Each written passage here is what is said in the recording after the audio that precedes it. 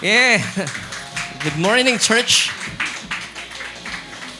Salamat sa Panginoon that tayo po yung muling nagsama-sama. Ngayong Sunday na ito, it's second Sunday of December. At mamaya po para po sa kabatiran ng mga nanonood sa amin after the service, we'll be having our Christmas party. Kaya palakpakan natin ang Panginoon sa kanyang kabutihan.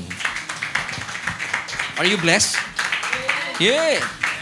Salamat sa ating mga nanguna sa praise and worship. Of course, kay Ate Jack, kay Kuya Aves, kay Kuya Makoy, tsaka kay Jetro. Maraming salamat sa kanya. So, batiin ninyo yung mga katabi ninyo. Sabihin, good morning. Galing pa ba sila ng Quezon? All the way from Quezon? Oh, talaga. Salamat sa Panginoon. Marami pang darating eh.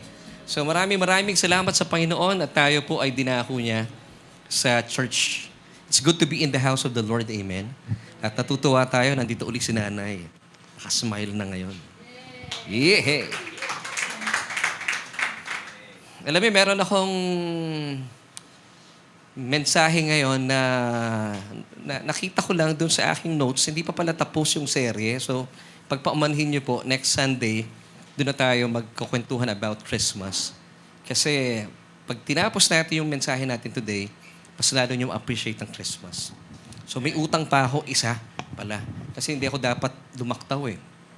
Kasi magkakarugtong yung 1 Corinthians chapter 10 na pinag-usapan natin last Sunday. This time nasa chapter 11 naman tayo. Okay, then next Sunday, 15 na yun, ano? Bibigyan natin ng panahon ng usapin sa Christmas. Okay lang po ba yun, mga kapatid? Okay lang? Wala na kayong magagawa eh. Nakapaghanda na ako eh.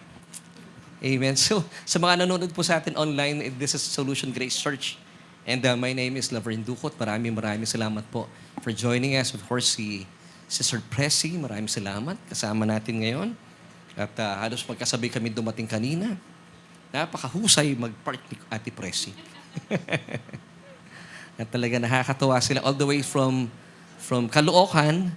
Ano yung eksaktong lugar po ninyo doon?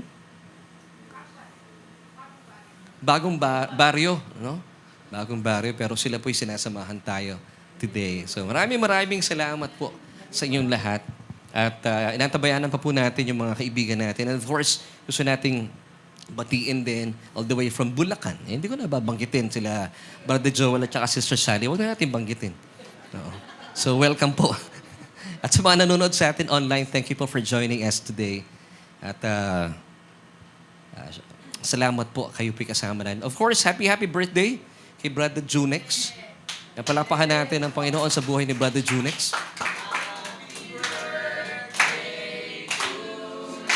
Yeah, hey. Sino susunod na may birthday? Si Kuya Gio na. Oo nga.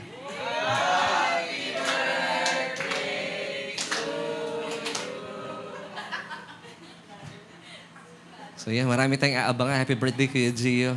Kailan ba ang birthday ni Kuya Gio? 21st? And then, 22. Si Tita Pinky naman, kailan?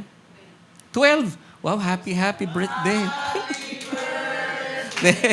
To 12. So, sa Thursday yun, ano? Tabayan na lang natin sa Sunday yan, si Tita Pinky. Maraming salamat in advance, Tita. At salamat po kayo po'y kasama namin today. At sige po, ako excited na eh. Kasi ang ganda ng pag-uusapan natin. At dalayan ko po ito ay pagbigay sa atin ng kagalakan at lalo natin ma-appreciate ang paparating na Christmas. Amen? Amen. So let's pray po muna. Aba, once again, we thank you. Kanina pa lang sa aming pag-aawitan ay nag-uumapaw na po ang iyong kapahayagan, ng iyong kabutihan, ng iyong pagmamahal sa amin. At salamat, Lord, for using the praise and worship team para kami po ay maihatid sa katotohanan ng iyong pagmamahal sa amin sa pamagitan ng aming pag-aawitan. And this time, Lord, we pray for the message na iyo pong ihahatid sa amin sa pamagitan po ng inyong lingkod. Ito po ay malinaw at maliwanag kung maipahayag at mailahad ang iyong salita. Nang sa gayon, ito po ay magbigay sa amin ng pagbabago ng isipan. At mula po sa pagbabago ng isipan, ito po ay amin pong isa pamuhay bilang mga mananampalataya. So muli po maraming salamat dahil nag-uumapaw po ang iyong salita. At dalayan ko po sa mga pag-uusapan namin sa umagang ito, ay magbibigay po ito ng kulay. Mas magiging makulay po ang aming pagharap sa nalalapit na Kapaskuhan. Ito po ang aming panalangin sa matamis sa pangalan ng aming Panginoong Jesus.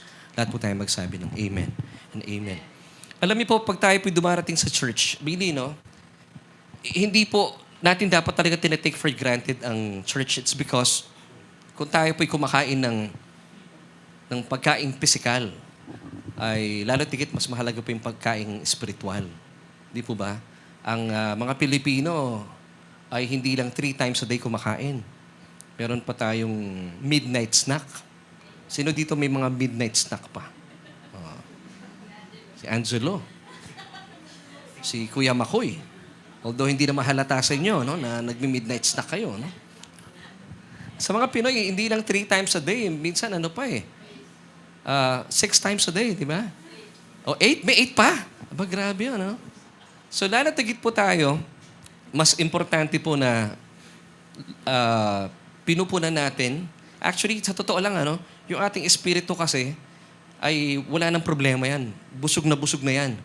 Kaya nga po, tayo mga born-again Christian, tayo mga mananampalataya, yung ating espiritu po ay pinaging malinis, pinaging matuwid sa harapan ng Diyos, at kaya naman ang banal na espiritu ng Diyos ay nananahan sa ating born-again spirit. Now, kapag tayo po ay umaattend ng church, nagba-Bible study, ang pinapagyaman po ng salita ng Panginoon sa atin ay yung ating kaluluwa. At sa atin pong kaluluwa, ano yung main faculty ng ating kaluluwa? Yung ating isipan. At kapag ito po ay nananagana sa tunay na ebanghelyo, ito po ay makaka-apekto sa inyong damdamin at sa inyong kalooban at magkakaroon po ng magandang manifestation or kapahayagan sa inyong mga physical body. So, papapansin ninyo, malusog na ang inyong spirito, sumasabay din ang inyong kaluluwa at ang inyong katawan. So, yung 3 bahagi ng inyong pagkatao ay malusog. Kaya mapapansin po ng ibang mga tao yan, especially mga unbelievers, nakikita nila yung kaiba sa atin. Kaya siguro may mga nagtatanong sa inyo, bakit ganon? Kahit may mga problema tayong kinakaharap, bakit parang kakaiba ang liwanag sa inyong mga mukha? Yun po yung difference natin sa mundo. Pero kapag kayo po ay hindi tumatanggap ng mensahe ng Ebanghelyo, magmamanifest din po yung sa inyong kaluluwa. Kaya po marami mga tao sa ngayon ang nagkakaroon ng depression. Sa Tagalog, hinanap po yung meaning or definition ng depression o yung salita nitong katulad ay masidhing kalungkutan. Ang lalim sa Tagalog, no? And then merong anxiety attack. Although sa panahon ngayon, yung anxiety nga, di ba? Binabanggit ko, nagiging maganda na rin epekto ng anxiety. Lalo na pag sumasapit ang Kapaskuhan. Pag binibigyan ng bonus si Inday, pag tinanggap ni Inday yung bonus, sabi niya, anxiety. Sumasaya siya. Pero hindi maganda, syempre, anxiety. Lalo na yung mga nagigising sa madaling araw na biglang kinakabahan. So, importante po talaga na tayo po nag-aaral ng salitaan ng Panginoon. So, sa ating pong pagsisimula, ay susundan nga po natin as promise, susundan natin yung ating mga pinag-usapan last Sunday kasi ayokong laktawan kasi nakita ko sa notes ko, hindi pa pala tapos yung serye natin. So, binigyan ko po ito ng titulong, sige nga, pakitulungan ako mga anak. God provided you a way out. Kung may mga problema tayong kinakaharap, nag-provide po ang Diyos sa atin ng daan para tayo po ay makatakas or a way of escape. Ito po ay matatagpuan natin sa 1 Corinthians chapter 10, verse 13. At napag-alaman natin yung talata pong ito kasi napaka-prominente na nakakatuwa lang. Last Sunday, ito yung pinag-usapan natin. And then, meron nag-send sa akin ng isang Bible study. Tapos ito rin yung key verse niya na ginamit. Tapos yun nga, ang sabi nung preacher na walang ibibigay na problema sa iyo ang Diyos na hindi mo kaya. Sabi ko, mukhang hindi niya napakinggan yung mensahe natin last Sunday. Now, mga kapatid, dito po sa ating church, tinatayuan po natin na hindi po pwede magbigay ng problema ang Diyos. Kasi wala siya nun eh. Konting review po muna para tayo po ay bigyan natin ng magandang righteous foundation yung ating mga pag-uusapan pa. So, hindi po pwede magbigay ng problema ang Diyos. Kasi po, ang binibigay po ng Diyos ay solusyon. Yun ang meron siya eh. Kaya po yung ating question for today, kung meron po kayong mga kasamang nanunood, pwede niyong sagutin itong ating question for today. How does God provide the way of escape? So kapag tayo pinasusuong sa mga trials ng buhay, of course, I believe, na tayo po ay may mga pagkakataon sinusubukan ng Diyos. Pero hindi po tayo susubukan sa pamagitan ng mga sakit at karamdaman o kaya ng mga trahedya, sakuna at aksidente. Hindi po niya gagawin yun. Remember, in John chapter 6, sinubukan po ni Jesus si Philip, remember? Nung dumarating na yung 5,000 mga kalalakihan, not counting children and women, na talaga namang siguro nataranta yung mga disipulo noon. Sabi nila, naku, saan tayo kukuha ng pagkain dyan? Tinanong ng Panginoong Hesukristo si Philip, I believe this was a test. So, ititest tayo ng Panginoon. Hindi po yung mga sakit karamdaman, hindi po, titest tayo. Hindi na po yung mga aksidente at sakuna at anumang trahedya, no? Tinitest tayo ng Panginoon, pero pag binasa niyo po yung ating tinalahi last Sunday, sa kaduluduluhan, Jesus was testing Philip, but meron na siyang gagawin na paraan. Now, ba tayo tinitest ng Panginoon? Gusto niyang mapakinggan kung paano tayo magre-respond dun sa situation. And last Sunday, we talked about na kapag tayo po ay nasisikil sa mga pagsubok ng Panginoon, pangkaraniwan po natin napapakinggan sa ating mga nakagis ng relihiyon, naku, sinusubukan ng Diyos ang iyong pananampalataya. Yes and no.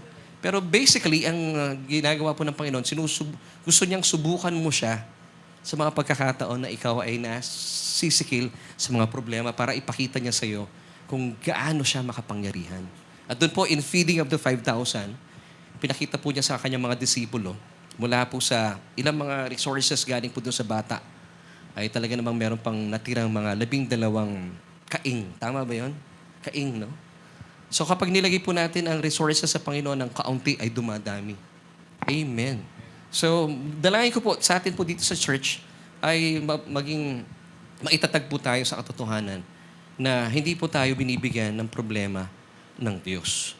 At ito nga pong kaisipan na ito ay kinuha ng maraming mga simbahan sa 1 Corinthians chapter 10 verse 13. Basahin ko lang po sa inyo, no?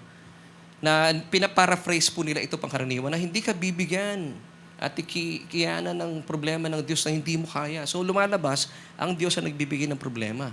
Pero napag-usapan natin last Sunday, ang mga problema po natin kinakaharap pangkaraniwan, ito po ay sarili nating kagagawan. Tayo may kagagawan.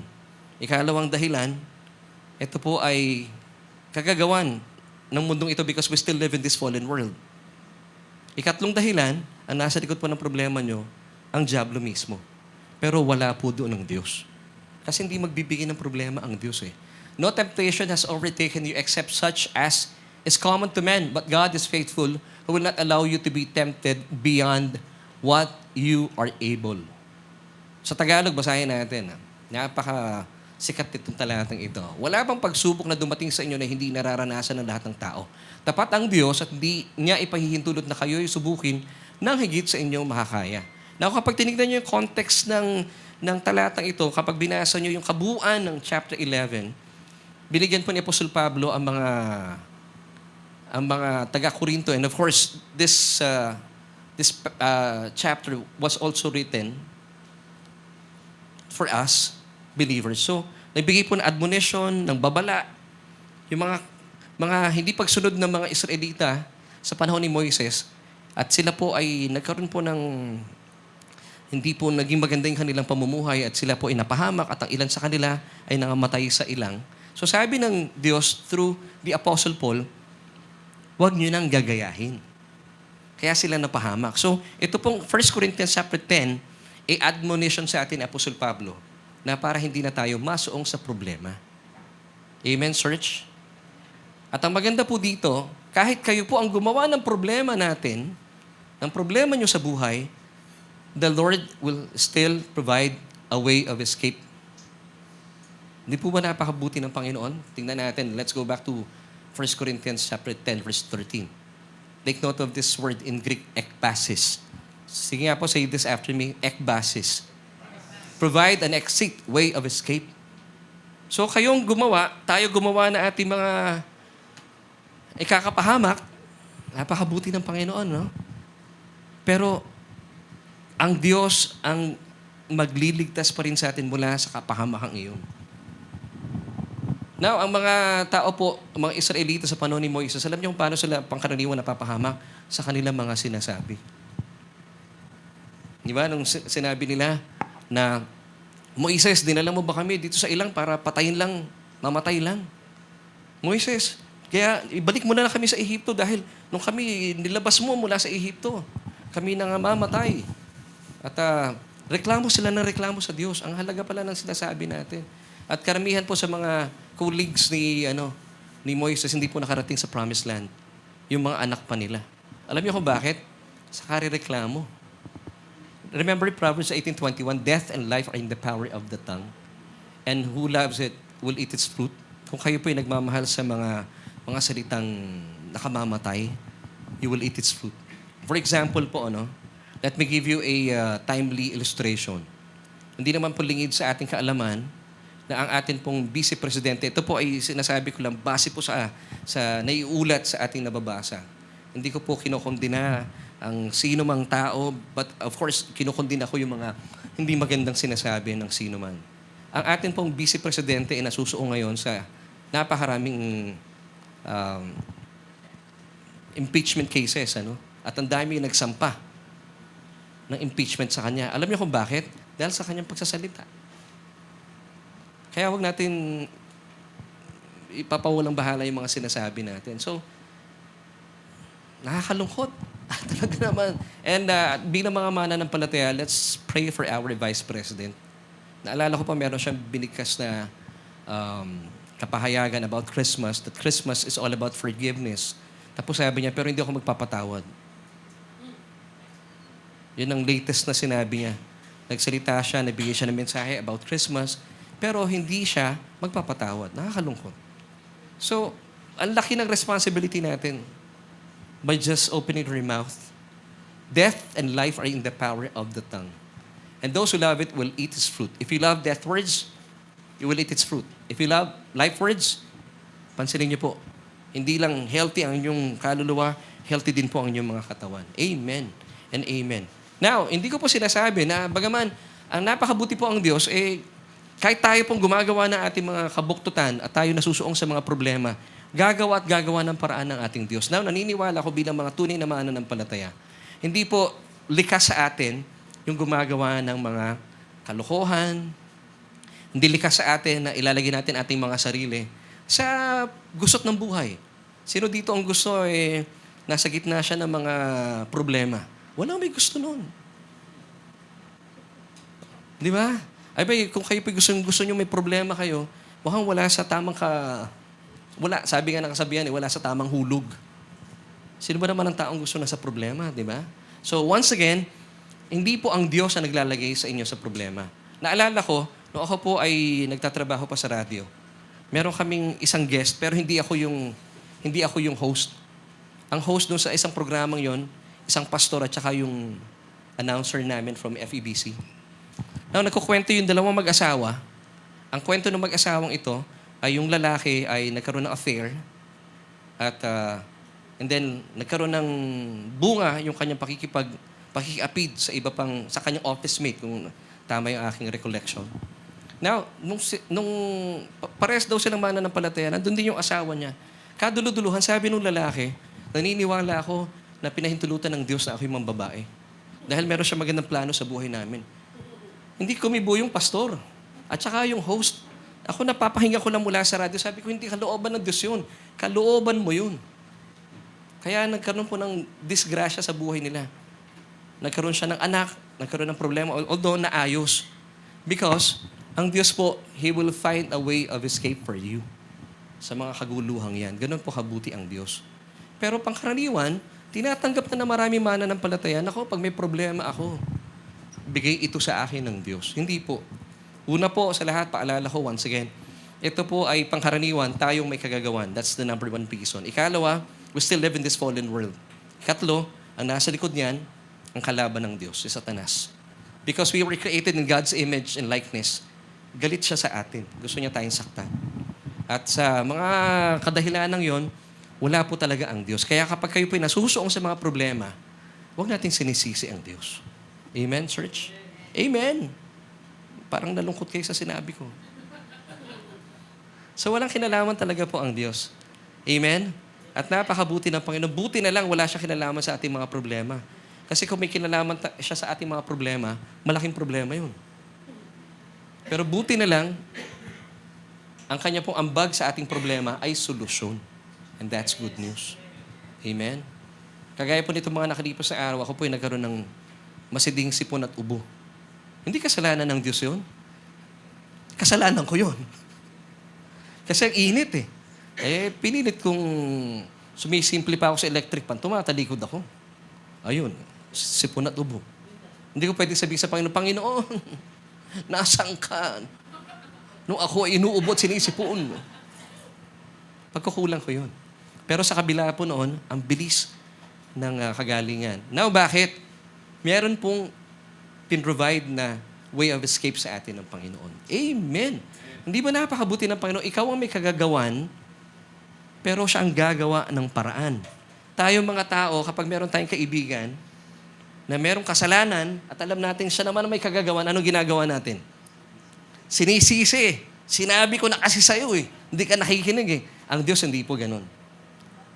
Ang Diyos, nakabukas ang kanyang mga palad. Sabi niya, akong bahala sa'yo. Pero maganda din po sa ating mga kinaharap na problema, meron tayong learnings, meron tayong pagkatuto. Na sa susunod, hindi na natin uulitin. Kasi pag inulit niyo po yun, ang tawag niyan sa English ay stupidity. Amen, church? Okay, tuloy po natin. Now, tuloy natin this time, verse 14 na tayo. Ito na po yung pagpapatuloy. Sabi ng verse 14, still with the 1 Corinthians chapter 10. Kaya nga mga minamahal, huwag kayong sasamba sa mga Diyos-Diyosan. Sa panahon po ni Moises, kapag ang mga Israelita po ay nasusuong sa mga pagsubok ng buhay, na sila po ang may kagagawan, alam niyo pong ginagawa nila? Tinatalikuran nila si Yahweh. At sila po ay sumasamba sa ibang Diyos-Diyosan. Now, paano natin maihahalin tulad sa panahon natin itong ngayon? Kapag kayo po ay nasusuong sa mga problema, huwag kayong lalayo sa Panginoon. Kadalasan, lumalayo sa Panginoon, umaasa sa Diyos-Diyosan. Kanino? Sa sarili natin. Kapag hindi po tayo umaasa sa Diyos, umaasa ka sa sarili mo, Diyos-Diyosan yun eh. Hindi po ba? Panginoon, hindi muna ako mag-church. Aayusin ko na yung problemang ito. And then mag-church na ako. Sounds family? Di ba? Ganun tayo eh. Ako rin, ganun din po ako noong araw. Lord, lilinisin ko muna yung sarili ko bago ako lumapit sa'yo. It doesn't make sense. Lalo tigit, huwag kang tatalikod kasi pag bumaling ka sa mga Diyos-Diyosan, tinalikuran mo ang Panginoon. Now, yung panahon po ng mga Israelita, let's go back to 1 Corinthians chapter 10. Nabasa natin ito last Sunday. Sa mga gusto pong malaman yung message natin last Sunday, pwede nyo balikan sa ating Facebook account. Sila po ay sumamba sa Diyos-Diyosan. Kaya po sila napahamak. Now tayo, sabi ni Apostol Pablo, wag nating gagawin yon. Pero ang argumento ng mga tao nung araw, until today, bakit mo ko papakialaman? Sabi nila, at ito yung po nalalapat at napapanahon sa ngayon. Sabi ng verse 23, meron namang nagsasabi, malaya akong gumawa ng anuman, ngunit hindi lahat ng ito ay nakakabuti. Malaya akong gumawa ng anuman, ngunit hindi rin lahat ng ito'y nakakatulong. Sa English, familiar ito, mas kabisado natin sa English eh.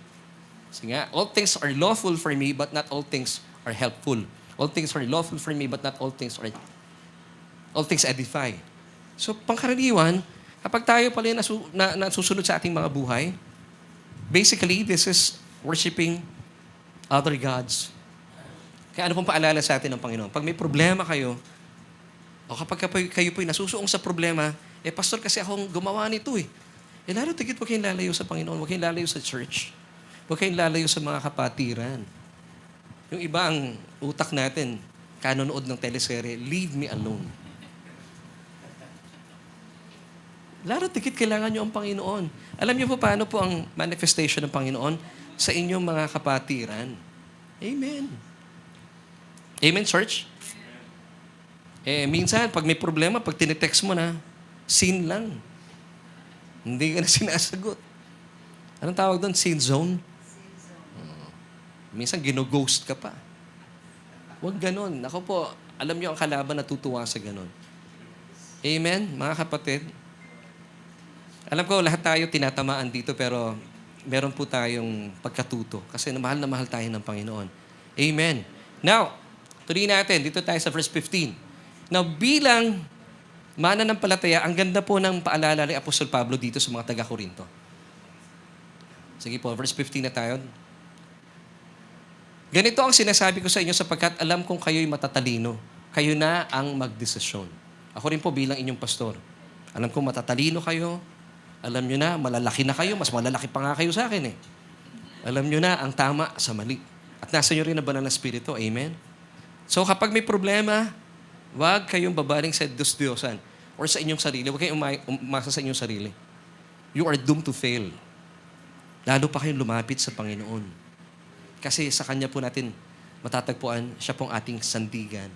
Yan po ay isang napakagandang awitin ni Brother Joel at saka ni Brother Makoy. Pares pala yung song ninyo. Anong title nga? Nakalimutan ko na. Jesus aking sandigan. Kanino yon? Ay, kay Brother Joel, kay Brother Makoy. Sandigan. Okay. Sabi, ano? Now, verse 16. Drop down to the next verse, please. Still with the 1 Corinthians chapter 10. Sige nga, Ate Ina, pakilagay po sa verse 16. Hindi ba't ang pag-inom natin sa kopa ng pagpapala na ating ipinagpapasalamat ay pakikibahagi sa dugo ni Kristo at ang pagkain natin ng tinapay na ating pirapiraso ay pakikibahagi naman sa kanyang katawan. Nilagay ko po sa Tagalog para mas feel natin. Verse 17. Kaya nga dahil iisa lamang ang tinapay, tayo is iisang katawan. Kahit na tayo marami sapagkat nagsasalo-salo tayo sa iisang tinapay. So pinapakita po dito ng mga talatang ito, kailangan natin ng bawat isa. Kaya huwag tayong lalayo sa bawat isa. Now, at the same time, meron din po mensaheng Panginoon sa atin. Ano yung way of escape natin? It's through a simple act and yet so powerful. Now, let's go back to our question. Yeah. How does God provide the way of escape? Sagutin na po natin. This is our answer. Sige nga pa, pakilagay sa susunod. It's through the receiving of the Holy Communion. Amen. Ganon kasimple, mga kapatid. Kasi alam niyo kung bakit Holy Communion? Pansinin niyo kapag kayo po may problema, ang unang inaatake ng problema yung inyong soul. Papasok yan sa inyong isipan. Napansin niyo po sa panahon ngayon, hindi tayo nagmamarites. Alam natin, ako sobrang napaka-prominente ng balitang ito. Dahil sa, salitang naging text message. May resibo. Nung kumalat, pumutok yung balitang ito, yung mga taong involved, especially yung artistang babae, apektado yung kanyang soul. Amen? Na kapag naapektuhan po ang soul, for example, ilagay niyo yung mga sarili niyo sa batang ito. Nakukulting isipan mo, apektuhan ang iyong damdamin, and then, maapektuhan din ang iyong decision making. Now, eventually, maglilid po ito sa karamdaman physically. Nakita niyo pa yung problema, may kinalaman sa ating pang-araw-araw na buhay kalusugan, na apektuhan na ating kalusugan. Remember si Dr. Willie Ong? Doktor po yun, anong sabi niya? Ang sobrang pag-alala, stress, nagli-lead sa cancer. Noong araw pa man, hindi pa natin narinig yung sinasabi ni Dr. Willie Ong, sinasabi na po natin dito dahil meron pong research dyan ng Biola University. Hindi po ito pag-aari ni Wally, Biola University sa US to. Nagkaroon sila ng pag-aaral. Mga doctors po ito, dito mga mananampalataya, and they found out na yung cause pala ng cancer, of course, number one, unforgiving heart, and sobrang stress na soul. So kapag may problema kayo kinakaharap, dahil kayo ang naglagay sa inyong mga sarili, pero hindi nyo alam yung way of escape ng Diyos, kapag ito po'y lumala ng lumala, apektado ang isipan ninyo, hindi ka makatulog, apektado ang damdamin mo, punong-puno ka na ng galit. Di ba? Ganon din si VP Sara. Kaya sabi niya, even though the message of Christmas is forgiveness, pero hindi talaga ako magpapatawad. Vice President, delikado po yan. Kasi makaka-apekto sa inyong kalooban. At magmamanifest din po ito ng physical sickness and diseases. Pero alam niyo po, yung way of escape ng Diyos ay provided lang sa kanyang mga anak. Hindi po ito for everyone. Kaya nga po napaka-blessed natin. Kaya po dito sa church, at the end of every service, nagkakaroon tayo ng opportunity for you to receive yung napakagandang gift ng Panginoong Diyos para sa atin. Now, alamin natin. So, Ano po yung way of escape ng Diyos para tayo po'y makawala sa mga trials na ito, sa mga temptations na ito, according to 1 Corinthians 10:13? It's through receiving of the Holy Communion. Kaya po tayo every Sunday, meron tayong Holy Communion. At maganda rin po, ito rin po yung ginagawa natin sa ating mga tahanan. Wala kaming grape juice, pastor eh. Kahit po tubig will do. Yes, it's true. Alam niyo nung araw, ako ay ahente ng isang kilalang, ano bang tawag doon? Ate Amiel. Yung Yusana. Anong tawag sa mga supplement? Oo, supplement. Nakakatuwa dyan, lakas kong bumenta nung araw eh. May kamahalan yung produktong yan, no? May patalastas pa. No? Sana makakuha tayo ng sponsorship. Ha? Ang mahal eh. Sabi ko kay Mrs., Ma, ang ganda ng supplement na ito. Ngayon sabi ko, makaka-afford lang ito yung may mga pera. Paano yung mga walang pera? And then, nagkaroon po akong revelation. Praise God, salamat sa Panginoon, binigyan tayo ng revelation about the Holy Communion. Sabi ko, Lord, napakabuti mo. Kahit yung mga taong walang pambili ng supplement na ito. At once upon a time, naging ahente po ako nito. Sabi ko talaga napatunayan ko maganda kasi iniinom ko rin eh. Pag uminom ka dito ng supplement na yun, ang lakas-lakas mo, ang ganda ng tulog mo, ang ganda lahat. Pero pag wala kang pambili, paano na? Praise God, nag-provide po ang Panginoon ng Santa Cena, Holy Communion, or we call it the Lord's Supper. Kahit wala kayong pera, siguro naman lahat tayo may tinapay sa bahay, no? At saka may tubig.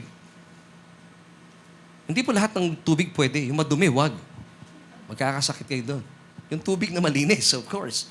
Kahit wala kayong grape juice. So sabi ko, Panginoon, napakabuti mo. At talaga namang kumikilos talaga ang Panginoon sa mga bagay na mga simple and yet powerful. Amen. And amen. Ang pamamaraan po ng Diyos ay simple pero napaka-powerful. Now, tayo po, bilang mga mananampalataya, tayo po'y nakalakihan na natin ng iba't ibang mga relihiyon. Kapag nagkakasakit tayo, we tend to put our faith and trust sa medication. Of course, kasi yun naman tayo nakalakihan natin, but not on communion. Sino po dito, pangkaraniwan pag may sakit, naisip natin gamot? Of course, natural yun eh, di po ba? Pero dito po sa SJC, kaya natin pinag-uusapan ito, gawin nating prominenteng lunas natin. Let's put our trust, hindi po sa medication. Of course, ginagamit po ng Diyos yan. Walang problema. Tayo po umiinom din ng gamot kasi kakampirin natin ang mga doktor. Hindi po natin sila kalaban. Hindi po tayo kagaya ng iba na pag may sakit ka, huwag kang uminom ng gamot. Hindi po natin ginagawa yun. Kapag meron kayong maintenance, tuloy nyo lang. Pero, dapat po yung prioridad natin, communion. It's all about redemption. Amen, church? Kapag may sakit po tayo, nakakaligtaan natin. Alam niyo nung araw, nung nagsisimula pa po ang SGC, meron na kaming GC, group chat. Pag meron po nagkukwento doon sa group chat namin na merong may sakit, alam niyo, I honor and I praise God for Ate Amiel. Si Ate Amiel, ang unang-una nagpapaalala sa kanila. Kasi lumalabas dun sa kwentuhan, ano yung mga dapat inumin, mga dahon ng ganyan, ng dahon ng ganon. Nag-observe lang ako. Talagang lalabas at lalabas itong si Ate Amiel. Sabi niya, mga kapatid, mag-communion tayo, mag-communion kayo. And even today, sa panahon natin, sa GC natin, pansinin nyo, pag may mga may sakit, ano laging sinasabi ni Ate Amiel? Communion. Kasi nakakaligtaan natin. Pero maganda po, pinapaalalahanan tayo. Kasi naalala ko si Ate Amiel, silang dalawang magkapatid ni Sister Lizelle, nung na-hospital si nanay, ginagawa po nila ang communion every single day sa ospital. At nakita po nila ang makapangyarihang ginawa ng Diyos sa buhay ni nanay. Si nanay po, nabalian ng buto, hindi lang isang buto. 3 yata. Pero kita niyo naman si nanay Alice, nakakapag-stretch pa. Ang tibay. Sumasayaw pa. Na meron akong gustong ibigay na testimony po sa inyo at ito po'y pinagpaalam ko mula kay Brother Joel. Ito po'y magandang malaman ninyo. A godson of ours had epilepsy. Take note, epilepsy po yung sakit nung bata. We shared to him, we are receiving communion daily. Ako ay saksi talagang ang mag-asawang Brother Joel and Sister Sally, talaga pong seryoso sila sa pagtitake ng communion. So binahagi po nila ito sa kanilang godson and ibinahagi sa kanya. Nasubukan din po mag-communion. Last Friday, this was I think 2 weeks ago, no? He shared to us that after receiving communion daily, take note, daily, parang ginawa niya medication ang communion. As he understood the finished work of Christ, he had no more attacks since August. Wow! Pwede mo palapakan natin ng Panginoon? Yung kanyang episodes happened almost twice a week before and now we are declaring he is the healed of God kahit na his doctor said dapat wala ng episode for 3 years para masabi na magaling na siya. Nasa mid-30s na daw yung godson nila, Brother Joel. Amen. So, kumusta na po siya ngayon? Wow, praise God. Nakita niyo po yun. Now, ito nakakalungkot, no? Palakpakan natin ng Panginoon. Bagaman napakamakapangyarihan nitong Holy Communion, perverted po ito sa maraming churches nowadays. Noong araw, pag nagko-communion tayo, ako po'y bahagi ng dating church namin. Na, di ba, sasabihin natin, saliksikin ninyo ang inyong mga puso, ang inyong mga sarili. Pag sinasaliksik natin bilang mananampalataya noon na ating mga sarili, ano tingin natin sa ating mga sarili? Makasalanan pa rin. Hindi pala tama ayun. Kasi kung sinasabi mo makasalanan ka pa rin, bagaman ikaw yung born-again Christian na, dinideklara mo na patay si Jesus, hindi siya nabuhay na maguli. 1 Corinthians 15:17. And if Christ is not risen, your faith is futile, walang kabuluhan. You are still in your sins. Now, i-reverse natin yung verse na yon. Is Christ risen? Yes, of course. So therefore, your faith is not futile anymore. Effectual na. So therefore, you are no longer in your sins. Hindi ka na makasalanan. Pero nung araw, pag nagtitake tayo ng communion, ako nung araw, sabi, pag ikaw ay nagtake ng communion, na meron kang kasalanan, you will be damned. Ang ginagawa ko, nagpa-pass over na lang ako. Pass. Ayoko ng communion. Ayokong malasin sa buhay ko. Amen, di ba? Pangkaraniwan, sino pong gano'n ang belief natin before? Amen? Ako hindi ako nagko-communion na. Si Mrs. nagko-communion, umiiyak pa siya noon eh. Ako pass muna ako. Ayoko nga. So itong napakahalagang bagay na ito po yung way out ng nilaan sa atin ng Diyos para tayo po ay makatakas sa mga pagsubok ng buhay. Na pangkaraniwan tayo po ang may kagagawan. Kasi pag ito pong problema na ito, unang dumarating ito sa inyong kaluluwa, at kapag ito po ay hindi po nagawa ng paraan at hindi natin isinagawa yung kaisa-isang inilaan sa atin ng Diyos, makaka-apekto na po ito hindi lang sa inyong mga kaluluwa, sa inyong mga katawan, unti-unti na po kayo magdi-deteriorate, magkakasakit, magkakaroon ng samot-sari mga kirot dito, kirot doon, sakit dito, sakit doon. And then pag lumaon ng panahon, tatanggapin na lang ng mga mananampalataya hanggang siya po ay lumaon na rin mula sa mundong ito. Nakakalungkot po 'yon, ano? Now, ano po ba ang pagsasagawa po ng Last Supper o ng the Lord's Supper o ng Banal na Komunyon, Holy Communion? Yung tinapay. Pwede ba ako makahingi ng tinapay? Ito po yung lagi kong ipinapaliwanag sa atin pong Santa Cena, but for the benefit po ng mga baguhan nating mga kasama. Anong significance ng tinapay? Yung significance po ng tinapay, wala po itong magic. Ito po ay parang visual aid. Pinapaalala sa atin na ito pong tinapay ay katawan ng ating Panginoon. Now, anong significance ito? Na kapag kinain daw po natin ito, pinapaalalahanan natin ating mga sarili na doon sa krus ng Kalbaryo, yung katawan ni Jesus na wasak, nasira, alang-alang sa ating kalusugan. Ano naman yung saro, yung cup? Dugo naman po yun. So dapat na-distinguish natin ano yung tinapay doon sa grape juice. Yung grape juice naman po, it signifies the blood of Jesus that was shed on the cross for the remission of our sins. So tingnan natin ano yung mga significance nito. So every time you partake of the Holy Communion, you proclaim the Lord's death till He comes. Wow, ang tanong ko nung araw, Lord, bakit the Lord's death? Bakit hindi yung birth mo? Alam niyo kung bakit, mga kapatid? Till He comes, ha? Because in Hebrews chapter 9, tingnan po natin yung mga talatang susunod. Sige, please drop down. Ito muna tayo, ha? 1 Corinthians 11:26 pala. For as often as you eat this bread and drink the cup, yung ginagawa natin, yung mga elemento ng communion, you'll proclaim the Lord's death till He comes. Na bakit the Lord's death? Kasi po, nung namatay si Kristo sa krus ng Kalbaryo, doon na po naitatag, in-establish yung bagong kasunduan ng biyaya. Hindi po naitatag ang bagong kasunduan ng purong biyaya upon the birth of Christ. Hindi po. Kaya kasi maraming tao nalilito, pag binubuksan natin yung Bible natin, ano yung huling aklat sa Lumang Tipan?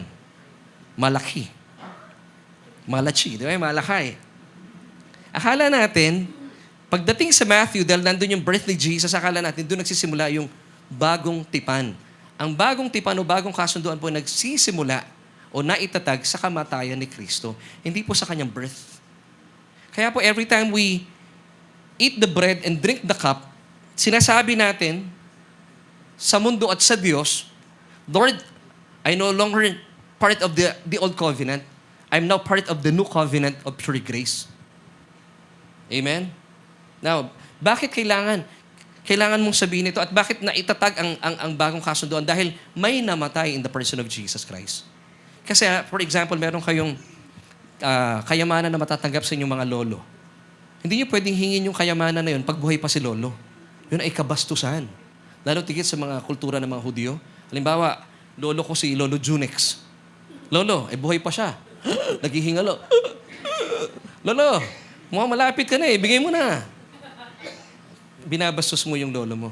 Now, kailan po matatanggap yung yaman na inilaan sa'yo? Upon the death of the testator.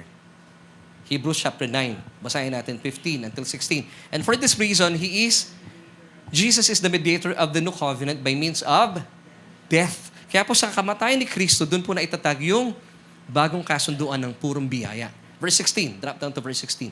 For where there is a testament, there must also of necessity be the death of the testator.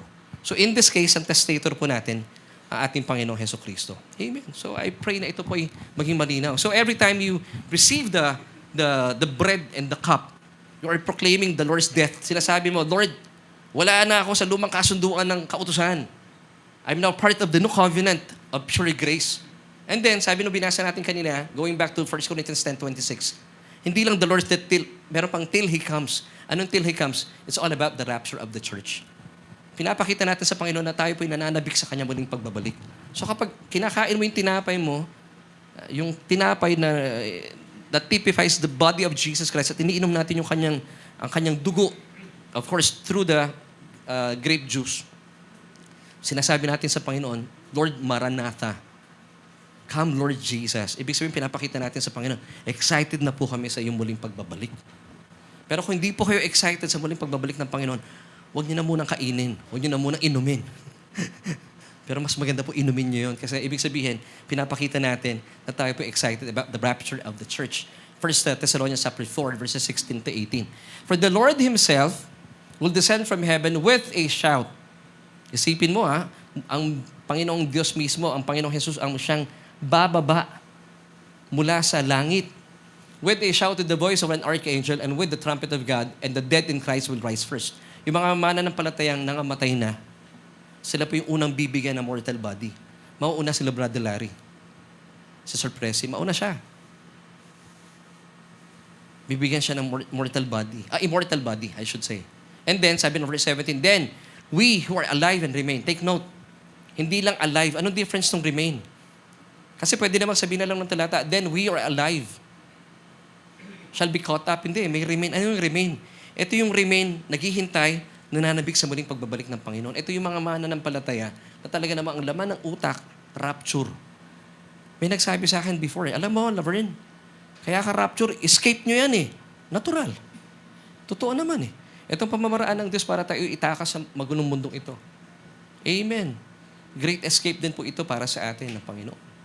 Then, we who are alive and remain shall be caught up together. Yung pong words dito na caught up, yung word dito I should say, caught up in Greek, it's harpazo. Sabihin nyo nga po harpazo. Para masanay kayo. Ibig sabihin nun, snatching away. Sa Tagalog, dukot. Dudukutin kayo. Dudukutin tayo ng Panginoon. It's true. Kaya po yung apelido namin, biblical eh. Di ba? It's the snatching away. We'll be caught up together with them. Sino yung with them? Yung mga nauna ng mga mananampalatayang nangamatay. So we'll be having a great reunion with our loved ones na umuwi na sa Panginoon. Saya nun, ano? Yung nanay ko, makikita ko, yung tatay ko, yung mga kamag-anak po ninyo na mananampalataya, excited na rin sila. Ang kaibahan lang natin, tayo na rapture sila, hindi, nauna. Wow. So nauna sila binigyan ng immortal body, and then tayo yung susunod. Di ba? Nakakatuwa, ano?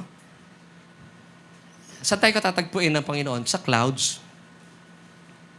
To meet the Lord in the air, and thus we shall always be with the Lord. Yun ang pinakamagandang balita, na hindi na po tayo mawawalay pa sa piling ng Panginoon.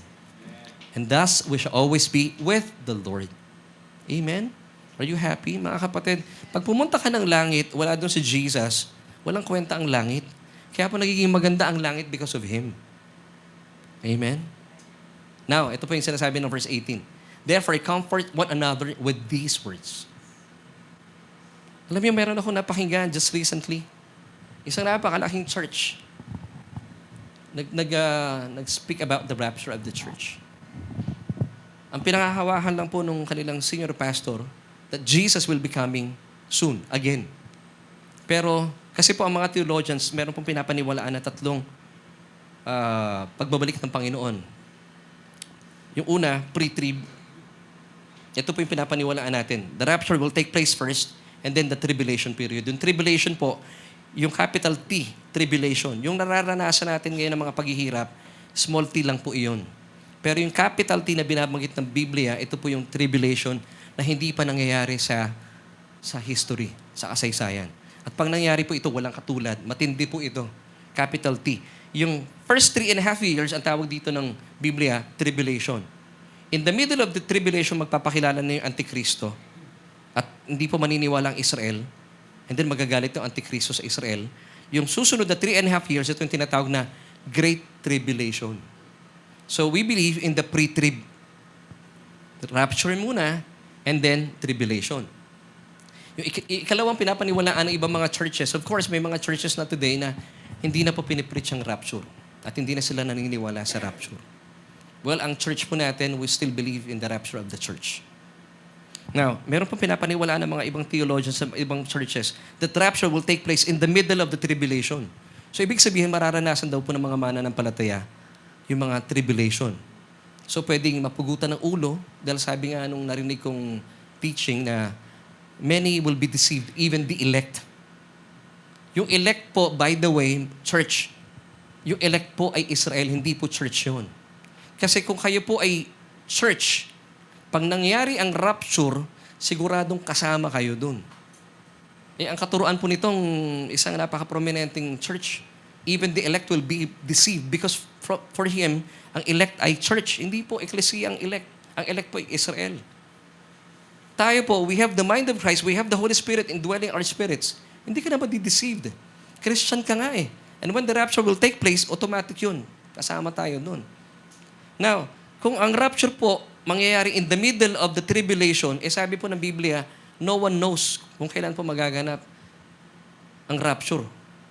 Hindi alam ng mga anghel at even the Son, only the Father. And now, kung mangyayari ito in the middle of the tribulation, eh di alam na natin. It doesn't make sense, di po ba?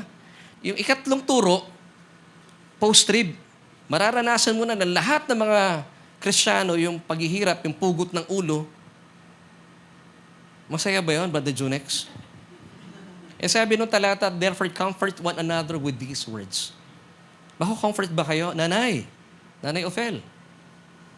Palagi ko, mauna kang pupugutan ng ulo. Pero be comforted.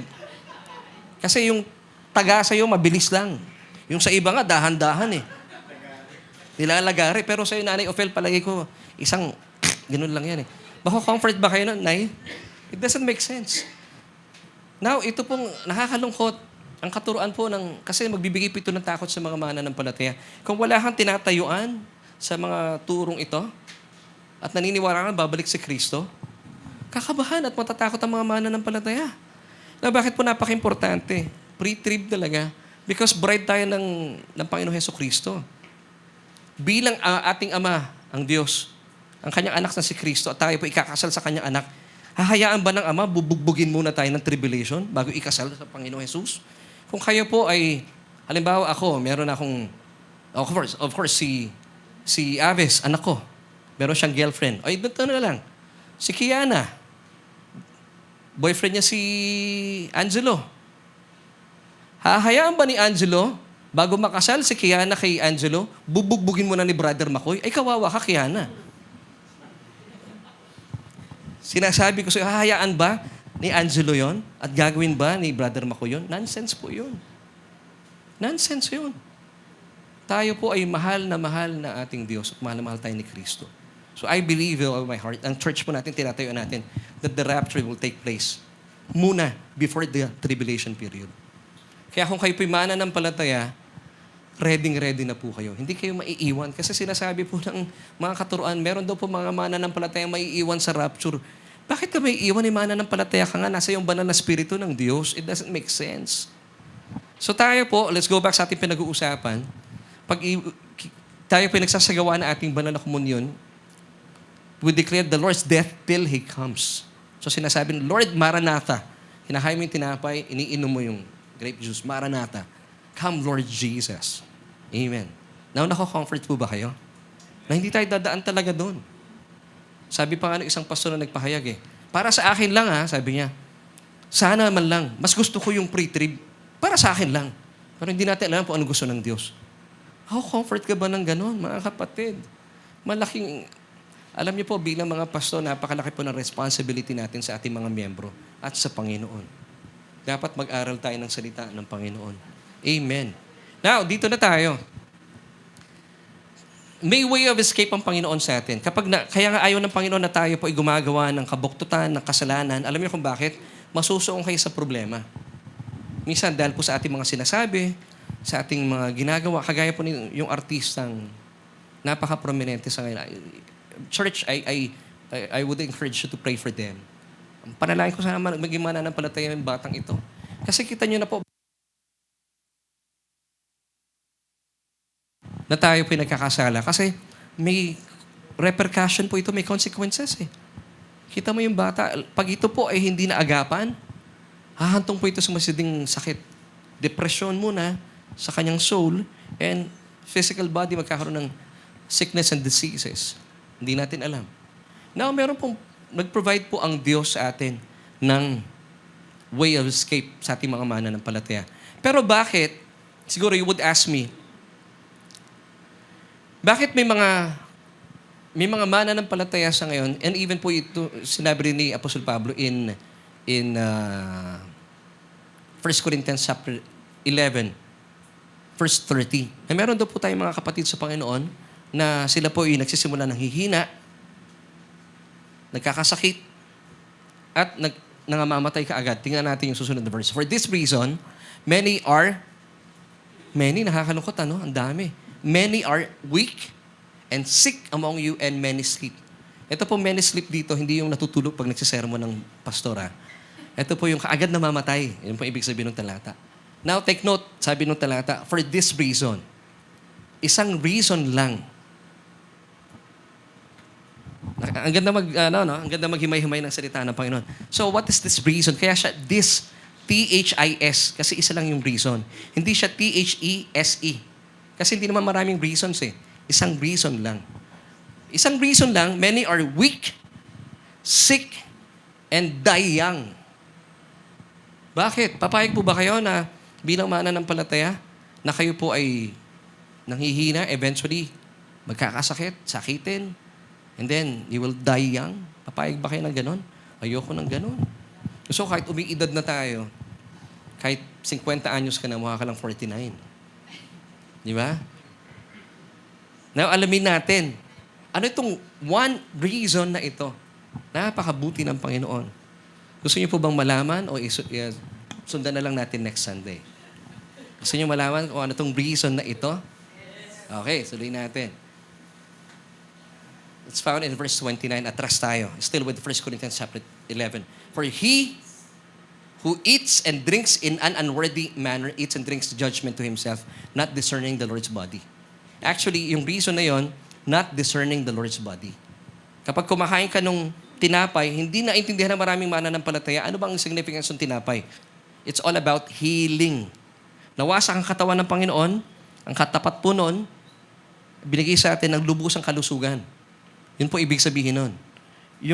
Yung juice naman, ito po ay simbolo ng dugo ng Panginoon Hesukristo na nabubuo sa krus ng Kalbaryo for the remission of our sin. Now, maraming mananampalataya, hindi nila ma-discern kung anong difference ng tinapay doon sa grape juice. Now, ito pang problema ng talatang ito sa maraming mga mananampalataya. Actually, walang problema yung talata. May problema yung bumabasa ng talata. Okay, himay-mayin natin ha. For he who eats and drinks in an unworthy manner. Naku, Lord, unworthy ako. Take note, church. Unworthy manner. Hindi po man. Manner. Ibig sabihin yung pamamaraan. Now, ito na ang tanong. Paano ba yung unworthy manner ng pagkain ng tinapay at pag-inom ng juice? Okay, church, listen. This is really important.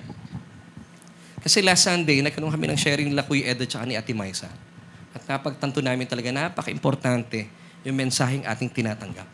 Kasi pag yung mensahe ng biyaya at tamang ebanghelyo ang tumimo sa inyong mga kaluluwa, makaka-apekto po ito sa inyong kaluluwa at sa inyong katawan. Pero kapag kayo po ay nasusuong at lagi nakikinig ng mga maling mensahe ng so-called ebanghelyo, makaka-apekto rin po ito sa inyong kalusugan. At lalo tigit sa usapin po ng communion, Holy Communion. Now, paano po yung pagtitake ng unworthy manner? Hindi po unworthy man. Kasi pangkaraniwan, ang iniisip ng mga simbahan, unworthy ako bilang mananampalataya. Hindi po sinasabi ditong unworthy man, unworthy manner.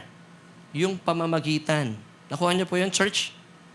Not the person, but yung pamamaraan niya. So paano bang unworthy yung manner mo pagtitake ng Holy Communion? Now, dito tayo sa tinapay. Pag kumakain po kayo ng tinapay, this is unworthy manner. Kinakain nyo yung tinapay, sinasabi nyo, Lord, masakitin pa rin ako. May sakit pa rin ako. Even though, sabi na Isaiah, chapter 54, please drop down to the next verse. Surely, take note may surely. Ano sa Tagalog na surely? Tiyak. Sabi mo sa tabi mo, tiyak. Hindi tiyanak, tiyak po, tiyak. Surely, He has borne our griefs and carried our sorrows. Sino dito yung He? It's all about the anointed one, the Messiah. So ito prophetic chapter ito about Jesus. Like palitan natin yung He na Jesus. Surely Jesus has borne our griefs and carried our sorrows. Now, in the original Hebrew, yung pong words dito na griefs at saka sorrows, ang ginamit po dito na salita, yung ikalawang definition. Hindi yung primary definition. Now, tingnan natin sa original Hebrew. Yung pong word na griefs, yung first meaning po nito, of course in Hebrew, it's choli. Sabihin nyo nga po, choli. It's all about sicknesses and diseases. So sa krus ng Kalbaryo, binata na po ng Panginoon Hesukristo lahat ng ating mga sakit at karamdaman and carried our sorrows. It's makhob. Sabihin nyo nga po, makhob. Ano yung makhob? Physical and mental pains and afflictions. And even pala yung problema sa depression, sa krus ng Kalbaryo, pinasan din po ito ng ating Panginoon Hesukristo. So ano yung receiving or eating the bread in an unworthy manner? Pag kinakain niyo po yung bread, sinasabi mo, nako, wala naman, may sakit pa rin ako. That's receiving the Holy Communion in an unworthy manner. Ninenegate po natin yung mga tinapos sa gawa ni Kristo. Di ba pangkaraniwan? Ito yung nakagis na natin. Mali yung ating pagkilala sa Holy Communion. Now, paano naman sa pag-inom ng grape juice? It signifies the blood that was shed on the cross. Pag iniinom natin yung grape juice, dati sa church, ano inaalala sa atin? Ano sinasabi sa atin ng mga pastor? Ito po'y pasintabi sa maraming pastor. Alalahanin ninyo ang inyong mga kasalanan kapag kayo ay nagtitake ng communion. Amen? Di ba? Now, anong sabi ni Jesus? Wala namang sinabing gano'n sa Biblia. Matthew 26, verse 28. For this is my blood. Kasama niya yung mga disipulo. For this is my blood of the new covenant, which is shed for many. For what? For the remembrance of sins. Yung ba nakalagay, church? It's for the remission of sins. So mali yung nakagis na natin. So kapag umiinom ka ng cup o nung saro, then inaalala mo pa rin, kinikilala mo sarili mo makasalanan ka, that's receiving the communion or the cup in an unworthy manner. Now kapag ginawa niyo po yun pala ang dahilan. Kaya many are weak, many are sick, and they die young. Pero praise God dito po sa church natin. Kaya pala, mga 100 years old na kayo mahigit, hindi pa rin kayo nanghihina. Amen? Because tama po yung ating pagtitake ng communion. Now, ano po ang masama dito na epekto sa mga mananampalataya? Of course, sinabi ko na, many are weak, sick, and they die young. Now, ipa tayo sa bilang patunay. Kung kayo po ba bilang mananampalataya, makasalanan pa rin po ba kayo? Tinitingnan niyo ba ang sarili niyo makasalanan? Dapat hindi na po. Because sabi ng 1 Corinthians 15:17, binahagi ko na ito sa inyo kanina, and if Christ is not risen, your faith is futile. You are still in your sins. Now, kapag pinagsisigawan mo, born again ka na, pero makasalanan ka pa rin, sinasabi mo lang sa mundo, patay si Jesus, hindi siya nabuhay. At ang pananampalatayan nyo, walang kabuluhan. Ibig sabihin, nag-church tayo, naglulukuhan lang tayo din eh. But the truth is, bakit hindi na po kayo makasalanan as a believer, as a born-again Christian? Because Jesus has risen from the dead. So therefore, your faith is effectual because you are no longer in your sins. Kaya nga, di ba sinasabi natin, we are the righteousness of God in Christ Jesus. And since kayo po naniniwalang matuwid kayo sa harapan ni Kristo, sa harapan ng Panginoon dahil sa mga tinapos na gawa ni Kristo, gumagawa tayo ng mga bagay na mabubuti. Hindi tayo gumagawa ng kasalanan. Kasi pag gumagawa po kayo ng kasalanan, kayo rin po mapapahamak. Amen. Now, pagpatuloy niyo pong kiniklaim na makasalanan pa rin ako, tinitake niyo yung cup, that's drinking the cup in an unworthy manner. Ano pong epekto nito sa mga mananampalataya? Of course, once again, many are weak, many are sick, and they die young. Ito pa, tingnan natin 1 Corinthians 11:27. Therefore, whoever eats this bread or drink this cup of the Lord in an unworthy manner will be guilty of the body and blood of the Lord. Tingnan natin verse 29, mas mabigat. Verse 29, pakilagay nga, mga anak. For he who eats and drinks in an unworthy manner, eats and drinks judgment to himself, not discerning the Lord's body. So that's it, mga kapatid. We're drinking judgment to yourself. Pag kinakain mo yung tinapay, ay, may sakit pa rin ako. You're negating the finished work of Christ on the cross. Iniinom mo ang cup, yung grape juice, still believing that you're still a sinner. You're bringing judgment to yourself. At dito na po nagkakaroon ng sakit ang maraming mananampalataya. Ang linaw, di po ba? Binabasa ko lang ang Biblia para sa inyo. Pero nung araw, hindi po natin naririnig ang paliwanag na ito. Nung araw, akala ko, bago ka uminom ng sarot, kumain ng tinapay, na dakilang simbolo ng katawan ng ating Panginoon. Pero ikaw ay may tinatagong kasalanan, you will be damned. Alam nyo, noon pa man damned na tayo. Pero dahil sa mga tinapos sa gawa ng ating Panginoon Jesucristo, ito po ay binibigay sa atin simple, free, yet so powerful, para tayo po ay makatakas sa anumang mga problema natin. So, ibig sabihin, kapag kayo po ay nasuong sa problema na tayo may kagagawan, at humantong po sa pagkakasakit, first and foremost, mga kapatid, I would like to encourage you. Of course, may mga gamot, walang problema dyan. Inom ng gamot. Pero gawin nating priority ang communion. Pwede po ba yan? At kapag kayo po'y kasama sa GC natin, pag kayo po'y nagkwento ng sakit, antabayanan nyo si Ate Amiel, Papa, alalahanan kayo ng communion. Galing. Laging si Ate Amiel ang nagpapaalala sa atin. Amen? Now, tingnan po natin itong magandang kasaysayan. Alam niyo po ba, sa panahon po ni Moises, nung sila po ay bisperas na sila ay palayain ni Pharaoh, may maganda nangyari dito. Sabi ng Diyos, kayo ay mag-ihaw ng isang buong lamb. Yung ihaw, ibig sabihin susunugin. Huwag niyong ilalaga at kakainin niyo ito ng mga Israelita before your family. So isang buong lamb po iyon, sabi niya, ihawin nyo. sunugin ninyo. It's a picture of Jesus that was burned and cursed at the cross. Si Jesus yon, yung lamb. Paglabas nila, the following day,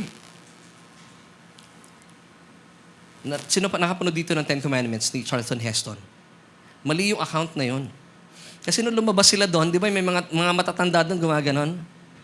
Sabi ng Biblia, mali ang research nila. Hindi siya pasok sa Biblia. In Psalm chapter 105, pakilingay nga doon mga anak, 37, paglabas nila doon, alam niyo yung mga Israelita, sila ay pinagyaman pa. He also brought them out with silver and gold. Ibinigay sa kanila ng Egypt ang utang nila. Dahil for the longest time na nagtrabaho mga Israelita, hindi sila binayaran. So ibinigay sa kanila yung bayad. And then, there was none feeble among his tribes. Alam mo yung word na feeble? Hinanap ko sa dictionary. Tingnan niyo po ibig sabihin ng feeble. Sige nga, kayo na mag-control mga anak. Markedly lacking in strength. Eh doon sa Ten Commandments, yung doon parang hinihila pa no? Hindi tama. Second definition, indicating weakness. So lahat po ng mga Israelita na lumabas mula sa Ehipto patungo sa Promised Land, lahat po sila, even po yung mga lolo't lola naghahabulan. Na-imagine nyo, lolo't lola naghahabulan. Sabi ni lola kay lolo, habulin mo ko. Naghahabulan sila. Because none of them was feeble. Wow. Now, tingnan niyo po ito yung maganda. Pag meron tayong communion, ginasagawa natin yung Holy Communion, kami lalo tigyan ng panahon ng pandemya, ginagawa po namin ito Kaya praise God Biyaya ng Panginoon, hindi kami nagkaroon ng masiding pagdapo ng virus na yun Di ba nung panahon ng pandemya, anong problema ng tao? Ang unang tinamaan, health. Amen? And then wealth. Pero dito, nung nagsagawa sila ng communion, nung nakalabas sila from Egypt, anong binigay ng Panginoon sa kanila? Wealth and health. Because I believe kapag kayo po ay healthy, kayo rin po ay wealthy. Amen? Imbes na ibayad nyo yung inyong mga kaperahan sa mga ospital or maintenance, maganda, ginagamit natin sa iba pang mga bagay. So kaya pala ang health is wealth. Amen, church. So none of them were feeble. Walang mahina sa kanilang malalakas. Kaya pala tayo dito sa church, do you believe na iidad tayo na malakas pa rin tayo? Amen. If you believe it, say amen. Ino-honor po ng Panginoon yung pananampalataya yan Okay. So, dito na tayo. Tayo po ay magtatapos na. Question, once again. How does God provide the way of escape? It's through receiving of the Holy Communion. So, church, kapag may sakit po tayo, kasi po usually nga yung sakit, ito po ay nagsisimula sa inyong kaluluwa. Kapag mali po yung impormasyon na tinatanggap ng ating mga kaluluwa, eventually maapektuhan ang inyong mga katawan. And even po yung mga mensahe na tinatanggap natin mula sa ating church, kapag kayo po yung maling tinatanggap na ibanghelyo, at hindi talaga ibanghelyo yan, ang tawag ko dyan na ibang kwento, maaapekto po sa inyong physical body. Now, let's go back to 1 Corinthians chapter 11, verse 29. For he who eats and drinks in an unworthy manner, eats and drinks judgment to himself, not discerning the Lord's body. But praise God, ano po yung discerning? It's diakrino. To separate, to determine, to give judgment. Tayo po dito sa church, nadidiscern natin. So I pray, maging malinaw po sa atin. Ano po ang difference ano po ang ibig sabihin? Dapat alam natin to give a difference To separate yung tinapay sa juice. So ano po yung tinapay? Once again, church. It typifies the broken body of Christ on the cross. Ano pong kapalit nito? Nawasak ang katawan niya para magkaroon po tayo ng wholeness, health, kalusugan. Dapat malinaw sa atin ito. Ano naman po ang significance ng blood that was shed on the cross? It's for the remission of sins, for your forgiveness. Amen. So dapat alam nating idiakrino yon. Pero marami po mga tao sa ngayon, kung bakit they bring judgment to themselves, it's because they do not diakrino or they do not discern the Lord's body. Pag kinain nila yung tinapay, hindi nila naintindihan. Pag ininom nila yung cup, pinapaalalahanan sila ng kanilang kasalanan. Nako, it brings judgment to themselves. Ang laking problema nun. Na-appreciate niyo po ba ang salita ng Panginoon? Kaya po whenever you take the communion, i-appreciate natin, i-discern natin. Lord, thank you. Pag kinain yung tinapin, Lord, thank you, I'm the healed of God. Yun yung dineklara ni Brother Joel sa kanyang God's Son. You are the healed of God. Ngayon, pag tinanggap mo yung cup, Lord, thank you that I'm forgiven completely. Wow! This is receiving the communion in a worthy manner. Wow! At kapag ganon, i-reverse natin yung sinasabi ng 1 Corinthians 10:30. Ngayon, hindi ka na nanghihina. Hindi ka na rin masakitin. At hindi ka kaagad mamamatay. Oh, praise God. Purihin ang Panginoon. Now, ito po yung ating solution as we end. When partaking of the Holy Communion, always discern the Lord's body. Anong sabi ng Psalm 102 verses 2-3? Bless the Lord, O my soul, and forget not all His benefits. Kaya po importante nagba-Bible study tayo. Bakit binibless ng inyong soul ang Panginoong Diyos, believing that you are completely forgiven? And all that is within me. Ano po yung all that is within you? Mga lamang loob ng inyong katawan. Bakit nagpupuri din sa Diyos? Believing na kayo po ay malusog.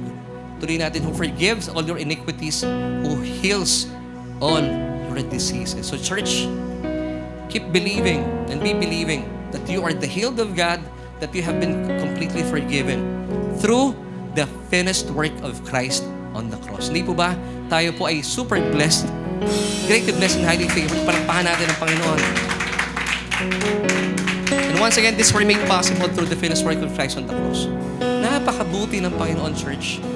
Kaya po, importante talaga na tama po yung pinapakinggan nating mensahe. Ito po yung pinrevert ng kalaban ng relihiyon sa ngayon. Mag-survey po kayo. Karamihan po sa mga churches baliktad ang pinipreach. But I believe this is really important. Meron tayong testimony from Ate Amiel. Nangyari kay nanay. Testimony mula kay Brother Joel and Sister Sally. At marami pang iba. Ako rin po. Kami buhay na saksi. Even po yung mga anak namin, tinuturuan namin mag-communion. Pwede nyo pong gawin sa bahay yan. Sarap, ano? Yung simple na pamamaraan ng Diyos, and yet so powerful. Amen and amen. Church, tayo po tayo.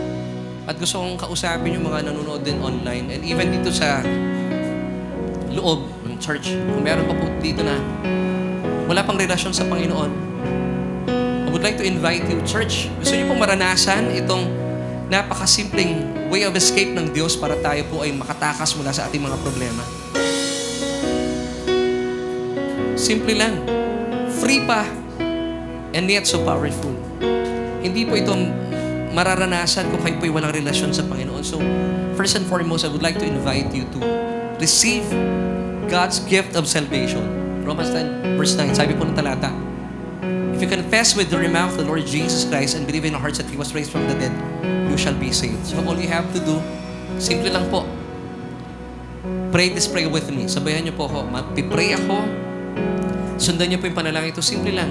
Tanggapin natin ang mayamang regalo sa atin na kaligtasan ng ating Panginoon. At lahat po ng mga benepisyong ito ay laan para sa iyo. Amen. So please pray with this prayer with me. Sabihin mo mula sa iyong puso, buksan mo iyong puso. O Diyos, kinikilala ko aking sarili na walang kakayahan. Dahil wala po akong kapangyarihan iligtas sa aking buhay. Kaya naman, ako po ay sumasang-ayon sa inyo, O Diyos, at tinatanggap ko po ang inyong paanyaya. At tanggapin ang iyong bugtong na anak na si Kristo bilang aking Panginoon at tagapagligtas. Jesus, simula pa sa oras na ito, ikaw na aking hari, ang aking Panginoon at tagapagligtas. Dahil naniniwala po ako na sa iyong kamatayan sa krus ng Kalbaryo, winakasan na ang kasalanan ko. At salamat po, O Diyos, sa iyong kaloob na kaligtasan. Inaangking ko po ito. At maraming salamat din po. Dahil ang aking pangalan ay nakasulat na at nakaukit pa sa aklat ng buhay. Amen at amen. Kung kayo po ay isa sa mga sumabay sa panalangin ito na nagmumula sa inyong mga puso, kapatid, manampalataya po kayo po'y kabilang na sa pamilya ng Diyos. At napaka-importante po talaga ng mensahe ng Ebanghelyo. Dahil ito po ay magbibigay ng kalusugan hindi lang sa inyong mga kaluluwa, maging sa inyong mga pisikal na pangatawan. At church, tayo po ay sobrang pinagpala. And as we sing one song lang, Pwede po ba tayong magpasalamat sa Diyos? Pwede tayong pumikit, pwede rin nakadilat.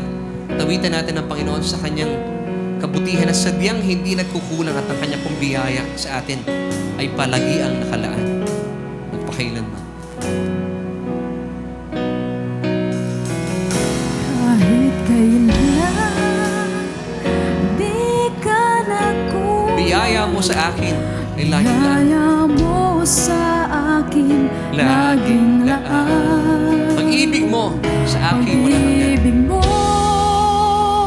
sa akin walang hanggan. Inibig mo ako noon. O maraming salamat, O Diyos. Kahit kailan. O Diyos, tunay nga po, hindi ka nagkulang. Biyaya mo sa akin, laging laan. O purihin natin ang Panginoon. Pag-ibig mo sa akin. Pag-ibig mo sa akin walang hanggan. Inibig mo ako noon pa man. Minsan pa, church, Kahit kailan, buksan po natin ating mga labi. di ka Salamatan natin ang ating Diyos. Biyaya mo sa akin, laging laan. Pag-ibig mo Pag-ibig sa akin, mo sa akin walang hanggan. Inibig mo ako noon pa man. Come on, church, one last time. Kahit Kailan di ka nagkulang. biyaya mo sa Biyaya mo sa akin, laging laan. pag-ibig mo. Pag-ibig mo sa akin walang hanggan. Inibig mo ako noon pa man. Mga kapatid, gusto ko po kilitiin ang inyong mga isipan. Hindi po ba napakabuti ng Diyos? Hindi natin naisip ito eh. Pero naisip niya to. Alam niyo kung bakit? Kasi gusto niya paniwalaan natin. Napakasimple, pero napakamakapangyarihan. Now, marahil nagtatanong kayo, ano naman magagawa ng tinapay na yan, Laverne? At saka nung inumin na yan sa kalusugan ko? Alam niyo, napakatalino ng Diyos. Nagkasala si Eva at si Adan in Genesis chapter 2 verse 17 and in Genesis chapter 3. Alam niyo sa paano pamamaraan? Pagkain. Kinain po nila yung pinagbabawal na bunga sa pinagbabawal na punong kahoy. Sabi ng Diyos, you may eat from every tree, but of the tree of the knowledge of good and evil. For in the day that you eat of it, you shall surely die. And it happened. Namatay po ang kanilang spirito just by eating from the wrong tree. Now, ang galing po ng Diyos, tayo po nagkaroon ng redemption through eating din. Tinapay. Galing ng Panginoon, di mo ba? Pangkaraniwan, yung mga simpleng bagay ng Diyos, hindi pinapaniwalaan ng tao. But God is using the tiny things, the smallest things, to confound the mighty. Gumagamit siya ng mga simple, yung tila hindi maisip ng mga taong matatalino. Kahit sabihin nila hindi ako matalino, pero tatanggapin kong communion. It's God's way of escape for us. Di po ba, kapag may sakit tayo, wala kang pambiling gamot, nandyan po ang communion. Tanggapin natin. Lord, thank you sa iyong katawan. Whenever you eat the bread, pasalamatan natin ang Panginoon. Salamat, Lord. I am the healed of God. And whenever you drink of the cup, give thanks to Him and declare that you are forgiven completely. Wow! Mararanasan po natin. Tayo po ay hindi na mahihina, hindi na sakitin, at meron pang mahabang buhay. Hindi po ba napakabuti ng Diyos? Alam po, naiiyak kayo dahil sa kabutihan ng Diyos. At napakabagay nung kanta natin sa ngayon. Panginoon, maraming salamat. Hindi ka nagkulang. Actually, sobra-sobra pa nga. Ang problema nasa atin, hindi natin siya minamaximize. So church, maximize Him. Ano po problema meron kayo kinakaharap sa ngayon? Nararamdaman ko po ang banal na Espiritu kumikilos sa ating kalagitnaan sa ngayon. Maximize the Holy Spirit. Please search. Ano man pong problema meron tayo sa ngayon? Kung meron pong nanonood ngayon, may mga sakit at karamdaman, Angkinin po natin and believe that you are the healed of God. Pinagaling na po kayo. Ano man po problema kinakarap nyo sa ngayon, huwag nyo hayaang kultiin nito, wasakin nito ang inyong kaluluwa. Panghawakan po natin, paniwalaan natin ang mga tinapos na gawa na ating Panginoon. And let's pray, church. Aming Diyos, maraming salamat po. Damang-dama po namin ang banal na Espiritu sa aming kalagitnaan sa mga oras po ito. Lord, thank you. Dahil ang iyo pong kapangyarihan ang nagbubukas at nagbibigay sa amin ng kapahayagan. Mula po sa aming mga nakagisnang katuruan na perverted ng kalaban. Panginoon, thank you that we're using this church para buksan ang maraming isipan. And I pray na mas marami pong maabot ang mensaheng ito.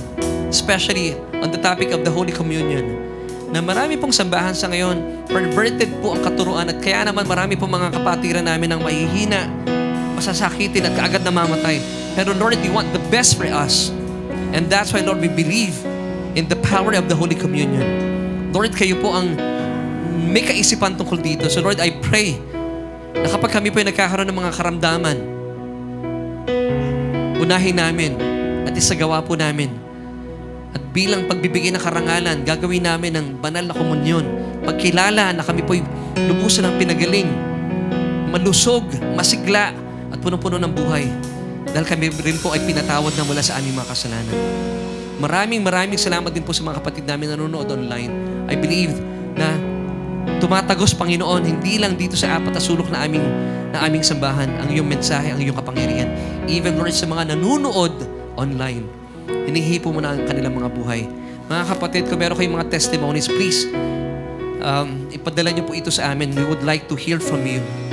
Kasi po, ito po ay kalakasan din ng mga kapwa natin mananampalataya. Aba, maraming salamat po. At anuman pong karamdaman na bumabalot sa mga kaluluwa at physical na katawan na aming mga kapatid ngayon, on-site and online, Panginoon, kinikilala namin. Kanina po, tumanggap kami ng banal na komunyon. At naniniwala po kami.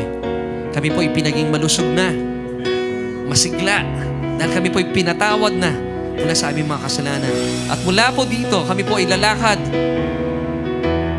na hindi naghihina, hindi masakitin, at may mahabang buhay. At kami po, ang buhay na ito ay gagamitin namin sa aming paglilingkod sa inyo at pagbibigay ng karangalan sa mga tinapos na gawa ng iyong bugtong na anak sa krus ng Kalbaryo. Salamat, Panginoon. Kami po ay pinaging malusog mo na. Church, receive it today. Panginoon, ang bawat isa po sa amin dito ay pinaging malusog mo, masigla, at punong-puno ng kulay ang kanilang mga buhay. Mula po sa kanilang mga kaluluwa, hanggang sa kanilang mga pisikal na katawan, binigyan mo na ng kasiglahan. At hindi po mananaig ang anuman pong pakay at armas ni Satanas laban sa amin. Maraming salamat, O Diyos, dahil sadyang ibinigay niyo na po ang lahat ng mga pagpapalang ito. At ito po'y aming tinatanggap na buo sa aming mga puso na may pagpapasalamat. Ito po ang aming panalangin. At na may pagpupuri at pagsamba sa matamis sa pangalan ng aming Panginoong Jesus. Lahat po tayong magsabi ng pasigaw na, Amen! Amen! Yeah! God bless you, church. See you next Sunday. Amen. Sige po, ma.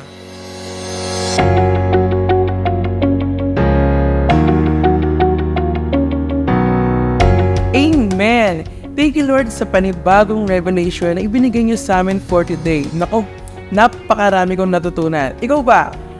Let us know in the chat box kung ano yung mga favorite takeaways mo at ano yung mga nagrema sa iyo from our message for today. Now, let us continue to honor and worship our Lord Jesus Christ by giving our tithes and love offering. But before that, let me remind you guys na ang inyong tithes ay para sa inyong home church. Pero kung kayo ay bago at you considered Solution Grace Church as your home church, here are the ways on how you can give. You can see in the screen on how you can give. Pwede nyo kunin ang aming account number or kung nasa ibang bansa kayo, nasa labas kayo ng Pilipinas, pwede nyo i-scan ang QR code ng aming bank account. Thank you for being a faithful tither and a generous giver. As we give our tithes and offering to the Lord, let me pray for you. Heavenly Father, we thank you that we can give to you. In this form of giving our tithes and offering, we honor and worship you. We believe that this is not about us, but you alone. And I declare blessings and favors on us today and in the coming days and weeks. In Jesus' mighty name, Amen. Thank you for joining us today on our Sunday online worship celebration. Ako po si Eman, and we hope to see you next week. Keep this in mind. You are greatly blessed, highly favored, and deeply loved by God.